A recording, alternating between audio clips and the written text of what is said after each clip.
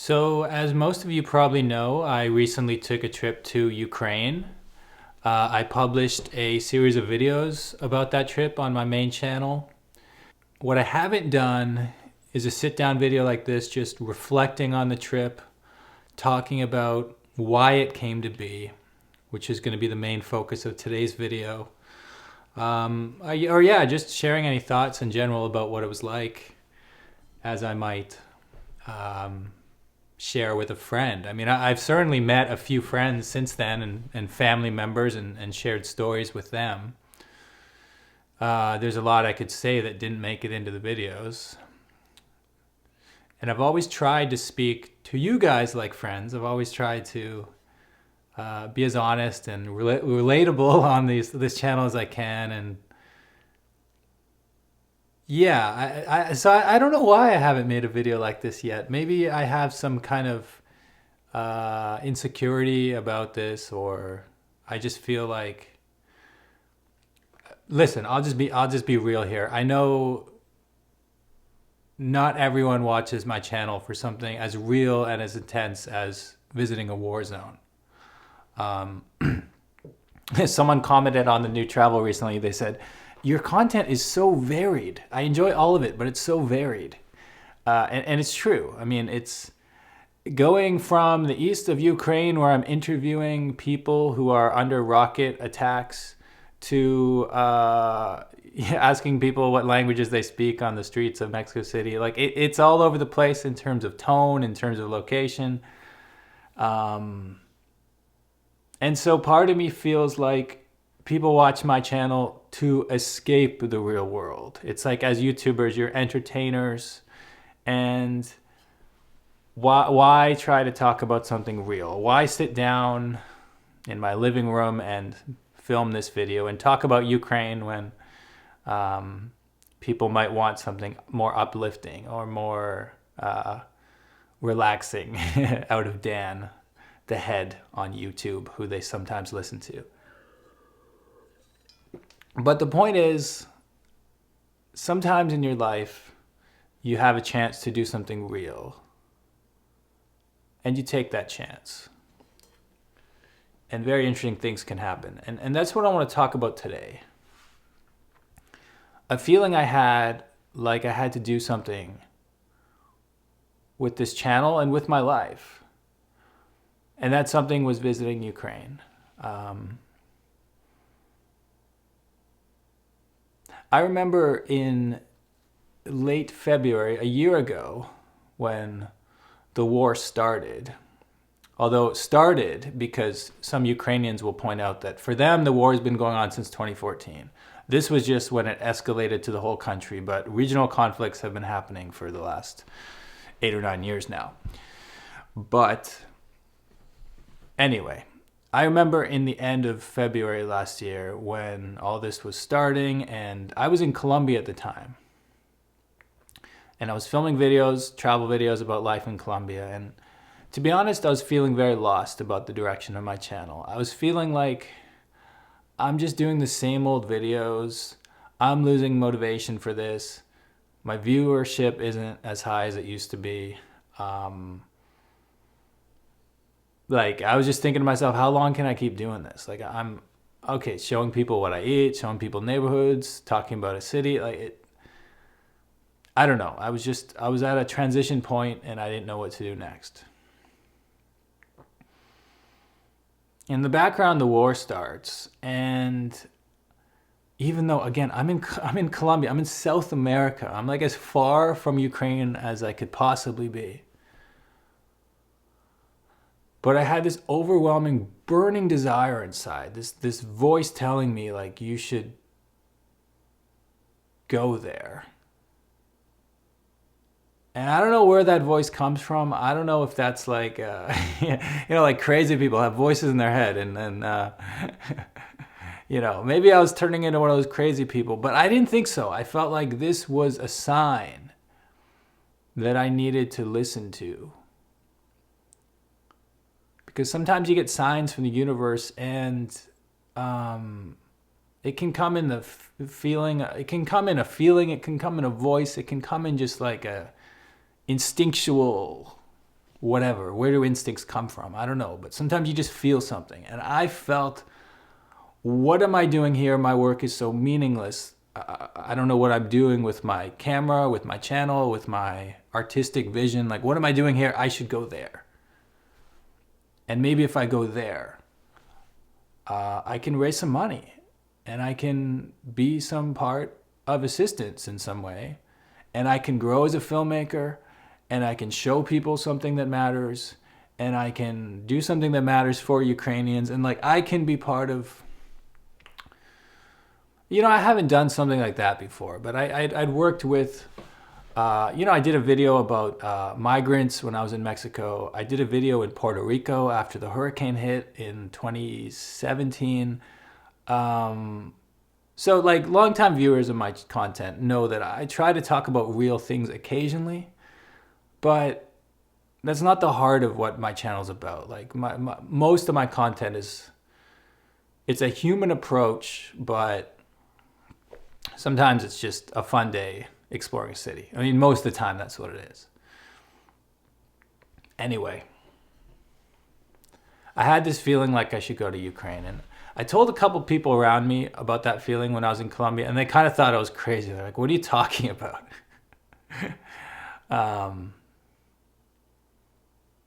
But then one person I told, she actually like didn't react that way at all. She said, well, you know, you should hold on to that feeling.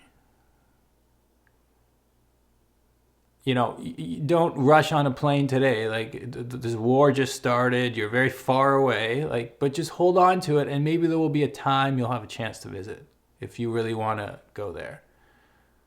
Maybe this is the right thing for you to do. And that was a very important thing to say, you know. The other people, I know they meant well by telling me not to go. But you got to be very careful when someone tells you about a dream. If you shut them down, especially when it's a new dream, you're shutting them off from all these pathways of possibility, of things that could come from that dream if they followed it. If you just say, no, that's stupid, what are you talking about? They might be like, well, yeah, I guess it is kind of stupid. And then they don't follow their dream and then nothing happens. But if you just keep that openness, you don't need to tell them do it. If your friend says like, I want to move to New York and be a Broadway singer, you don't have to be like, all right, man, like pack your bags, go. But you also don't need to be like, that's stupid. Like, you don't know how to sing. Or you're just a jerk and like, you're just cutting off possibility from your friend and from the whole world who is now going to be robbed of a potentially good singer. You know what I mean? Like you're taking away everything from all of us. So good job, bro. Like, the filmmaker Kevin Smith had a quote about that where he basically said, yeah, I'm kind of like stealing his idea here, because he had this quote where it's like, if you encourage an artist, like you can get like great TV shows and great music and great paintings and all these things. But if you discourage them, you get nothing ever. You lose every time. You know what I mean? So you may as well encourage someone is what I'm trying to say.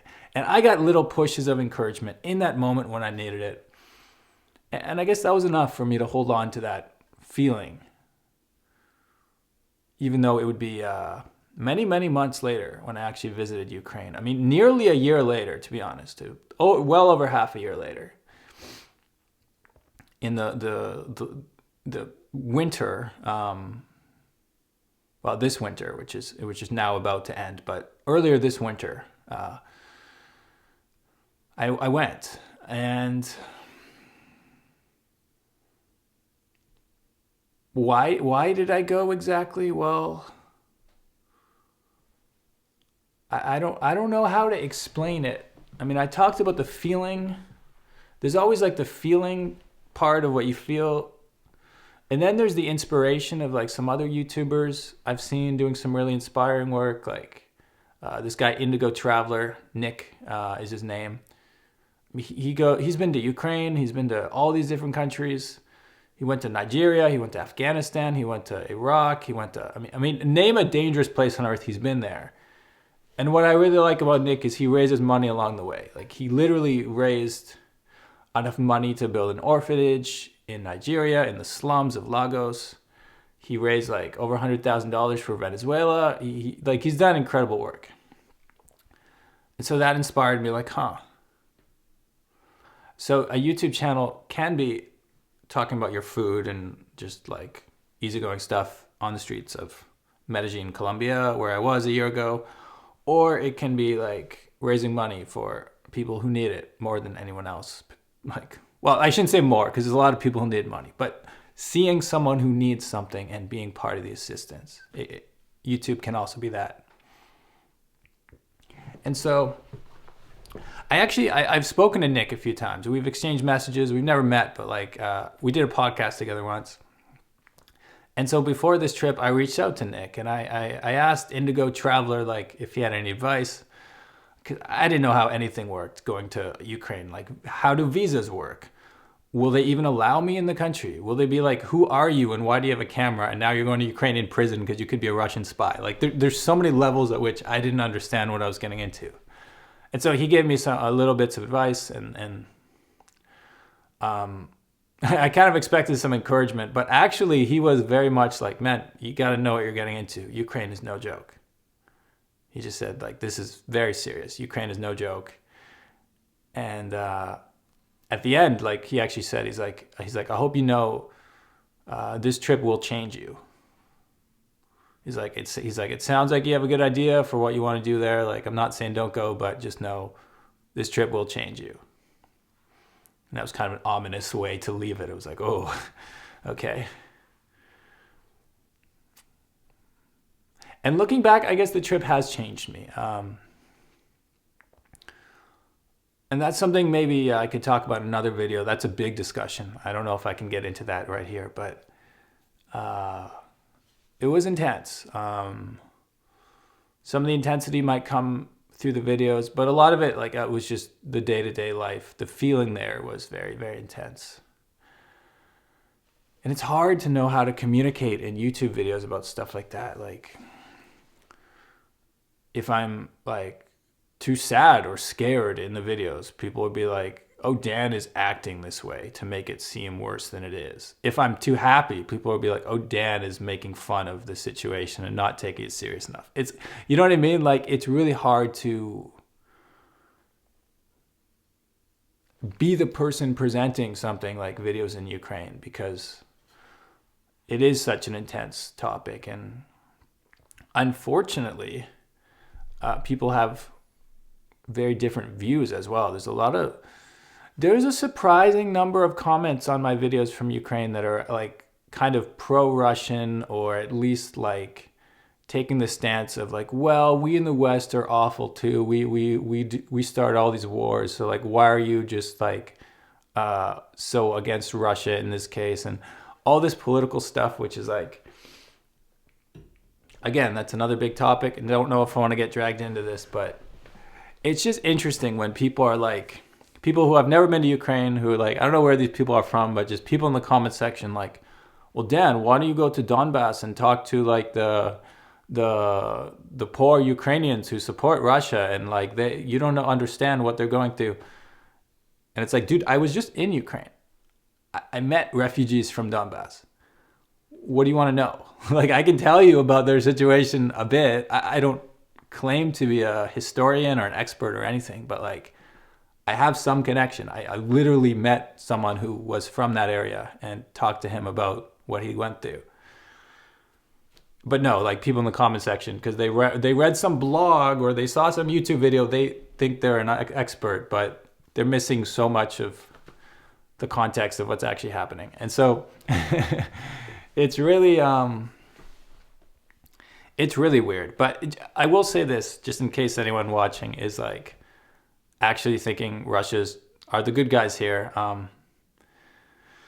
So like, you know how Ukraine is like imagine this is Ukraine, right? Imagine this is like Europe and then this is Russia. So Russia is like pushing into the east, into the south. And in the early weeks and months of the war, like, they gained a lot of territory. More recently, they've been pushed back. And so Ukraine has reclaimed territory. And as Russia gets pushed back, they've just dropped bombs everywhere, like landmines, like uncountable numbers of landmines. And in homes and buildings, they're literally leaving explosives under flower pots. Like they've destroyed this entire region. Countless people in that region are now dead, and the others are terrified and fleeing. So you don't actually care about these people. And so anyone who actually believes Russian propaganda here, just think about it for a couple seconds and ask a couple questions and talk to people who have just don't fall for the propaganda. It's sad when people fall into those traps. With that being said, there's also a lot of beautiful comments from Ukrainians and from foreigners and from people from all over who just seem to have appreciated the fact that I went. Together we raised over $2,000, which will go to the front, which will go to in the form of medical supplies, food, like essential supplies for the front lines of Ukraine. Why did I go to Ukraine, really? Well, I guess I just realized that I might not be doing YouTube forever. This website might not even be around forever. I mean, the future's so uncertain these days. Who knows? Who knows if YouTube will be a thing in 10 years? And maybe one day I'll have grandkids and they'll ask me about what I did when I was young and what was that YouTube thing all about? And I can tell them, well, I made a lot of silly videos. Sometimes I just filmed my food or talked about a different city or reviewed some camera lens. But I also went to Ukraine and raised some money and shared some light on what was happening in a very, very dark time and uplifted some people along the way. And it's something I can be proud of when I look back.